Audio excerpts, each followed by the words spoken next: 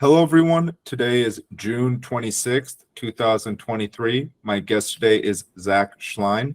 Zach is the CEO of Filter Off. Thanks for coming on the podcast, Zach. Yeah, thank you so much for having me. So, what is Filter Off? Yeah, Filter Off, it's a video speed dating app. Every day, our AI matchmaker curates dates and helps you get set up on a 4-minute video speed date right within the app. Okay. What drove you to decide speed dating and to take that choice out of the user's hands? Yeah, so dating apps traditionally are swipe apps. They've been around now basically for the last decade. Tinder really made it popular, and then you've seen apps like Bumble explode as well in growth. But the issue with these apps and this methodology is that it's quite superficial. It almost becomes like a full-time job. You don't know if the person really is the person behind the profile. And I got frustrated with all these factors. And I started asking my dates if they'd be open to video chatting. And this was years back. And I realized, wow, this is a much better way to online date. And I just wanted to create an experience that was much more efficient. And I saw video as that final step before meeting up in person. Wow, that makes sense.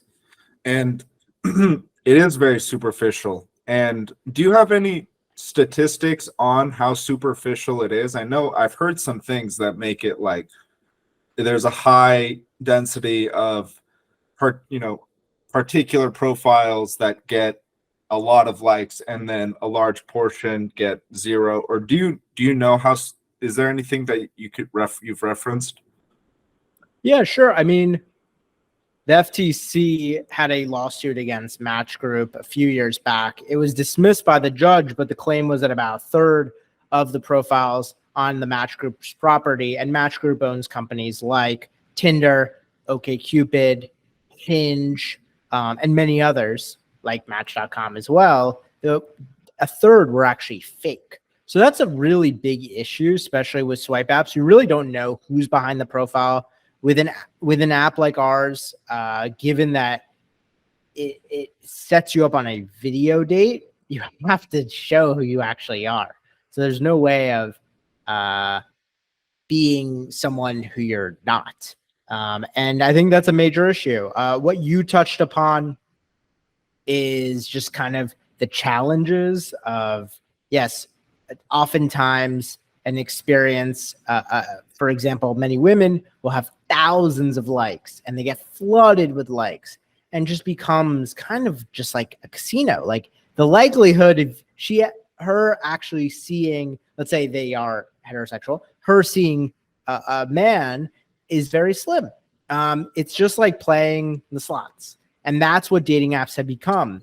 It's a very addicting experience. It's fun, but it's addicting and doesn't always lead to the best outcomes, which is to get on a date. That's very interesting. And you kind of mentioned two things and two features about your app. That one, you brought out what is the reason that the top contenders, Tinder, Bumble, may be not so optimal, because there's just a lot of choice for particular people. But then also the video app, which is the video chatting, which is a feature of your app, is partially why I really like podcasting and why I continue to podcast. It's because, and why I do it with video as well. It's not just an audio podcast. This is a video podcast. I had some video trouble right there, but there is nothing to hide. Like, you're going to see that person's vulnerabilities, and it's hard to look good 100% of the time. Yet these photos, I mean, like you mentioned before, you don't know what's behind the profile, but a video chat, you're going to know very quick. And like, I mean, they say, within 15 minutes if you're not going to like someone. And I personally believe things like that. Like, very quickly if you're going to match well or not match well. Well, you don't know if you're going to match. What do you think? This is, your company is based off of that. You said 4 minutes. What's the reason you went with 4 minutes? Yeah, I mean, I've read quite a bit about the research. It shows like within only a few seconds, you can kind of tell if you like someone or not. We actually originally, when I launched Filter Off during the pandemic, or right before the pandemic, we launched in February 2020. So 1 month before the pandemic hit the United States, we started with 60 seconds. And what we realized was 60 seconds was often just not enough time. People like to just they kind of stumble in the beginning, they introduce themselves, and then they kind of get into it. And they get kind of into it at about the 2 to 3 minute mark. So then from 60 seconds, we tried 2 minutes, realized it wasn't enough time. Then we tried 3, and then we stopped at 4. What we noticed was once you go beyond 4 minutes, if you don't like the person on a timed video chat, it starts actually feeling long. Wow. If you like the person, the 4 minutes is the sweet spot. It feels like it went by too quickly, but the beauty is if you both like one another, you could just jump back on, Filter Off, and go on a video day as long as you like. So there is no time limit. But we have the set timer on the Filter Off app, so you can kind of see if there's chemistry, if you're attracted, if there's a vibe. So that was kind of the rationale behind how we went with the 4-minute timed video date. Wow, that's very interesting that there's some negative returns. There's an optimal time, and then past that, it really tapers down. So that AI, that puts a lot of power into Filter Off's hands. And so how do you as a company go to your customer and say, hey, you trust us, give us this opportunity? When you say give us this opportunity, in what sense? Like for a user to join Filter Off? No, to not choose, for the AI to choose who is going to be their next 4-minute speeding date, their 4-minute date. Yeah, so it does require an opt-in from both parties. So we just have the AI select, but it's up to you to decide whether you're interested in them or not. And then the AI will help schedule the date with that person once you are both a match. So there's what I truly believe with AI is great to enhance the user experience on the app and to lead to the video speed date. It shouldn't be the one deciding whether or not you should date them. We want to put the onus on the user. So I see a combination of AI assisting the user itself. That makes sense. And then the user still has their control, and then they're still feeling as though they're not just giving up their choice. There's assistance. And I think a lot of people struggle with complete control of choosing. And you mentioned this earlier with the analogy to the female who might get thousands of likes. How does someone like that decide? She has just a limited amount of time. How do you even decide who to start with? Yeah, and I think there's opportunities for AI to actually play a role to provide a more efficient experience. And that's what Filter Off is about. Yes, we offer video, but that's an aspect of our app. I really see our app becoming, and what it kind of symbolizes is just a much more efficient experience to this mess of online dating. And so you mentioned the video is one feature. What other features is Filter Off providing that can assist the user? Yeah, so a couple of things. So we're also rolling out a premium matchmaking service. So we actually do the work for you, finding individuals that we think are a good fit. And that is a mixture of human as well as AI. So when you'll speak with a matchmaker, when you join this service, we really learn about you, what you like, what you don't like, what's your interests, your deal breakers. So it's really thorough to really find you candidates. And then we'll actually, if it's a fit on both sides, we'll set you up on a video date right within the Filter Off app. So again, it's a much more curated experience. Again, we don't want you to use dating apps like a full-time job. And especially with this matchmaking service, we want to do the work for you and just help you find love. That can be very helpful for some people who have been struggling. How much is the premium feature priced at? Yeah, so we're doing a limited time offer at $297, and that'll be rolled out in about a week, and then it'll go up to about $997. And to put in perspective, most matchmaking services start at about $5,000 a month.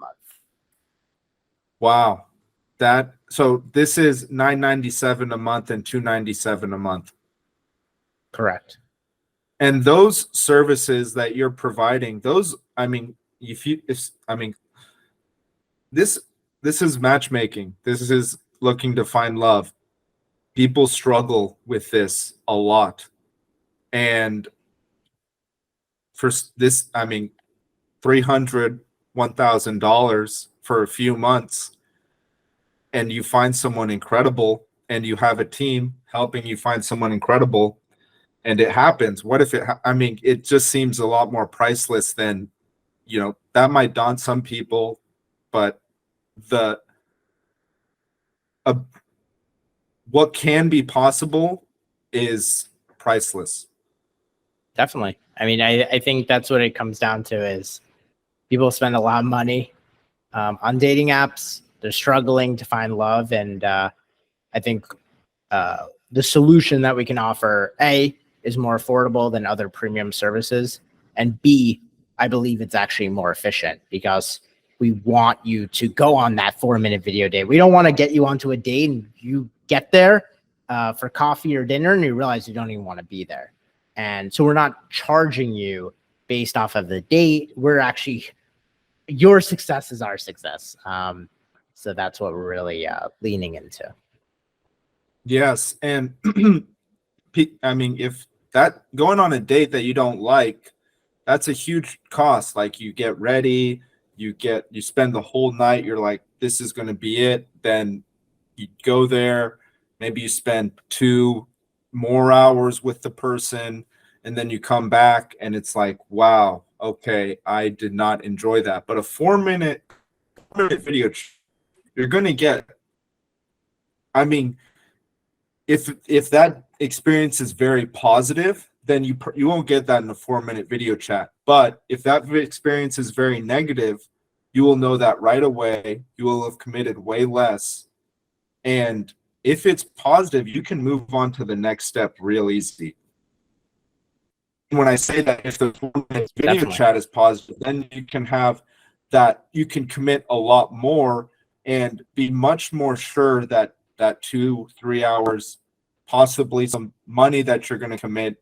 I mean, you'd hope so, because this is like, I mean, you go on a date with a person and it's not just like a joke. Like, it's not like, oh, I'm just going to, hey, just like kind of spend some dollars. Like, you want to show that this is possibly, I don't know, it's different for everyone, but for some people, they do commit money to that. And so you don't want to just, you want some sort of high quality filter before you start doing that. Exactly. And that's what it seems like the Filter Off video chat feature does for its users. Exactly. One thing, kind of moving from the actual features of Filter Off to kind of you building up this platform, you mentioned that you'd been frustrated with your own experiences and you had been video chatting your dates before meeting them. Paul, do you know who Paul Graham is? Yeah, I do. Paul Graham, for the audience, he's he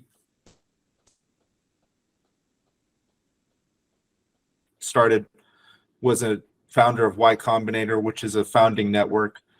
And I follow him on Twitter, and one of his tweets was he believes what we've experienced with Facebook.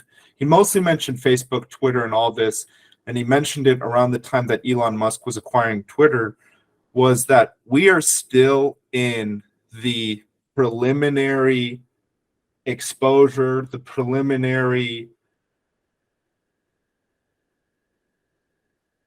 I'm not sure, but the preliminary protocols, just to call them, like Facebook, Instagram. Now, even he didn't mention Bumble and Twitter, Tinder, but we'll add those as well.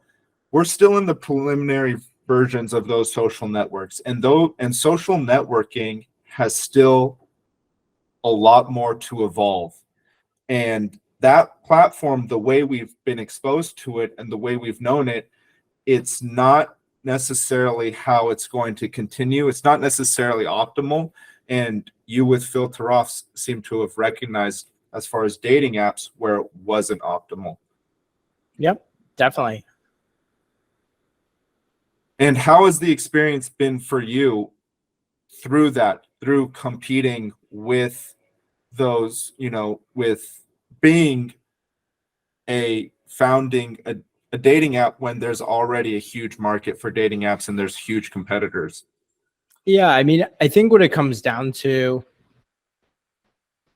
is that apps like a Bumble or a Hinge, they have millions and millions of users. So if you're just trying to compete at this moment on sheer size, you're not going to win.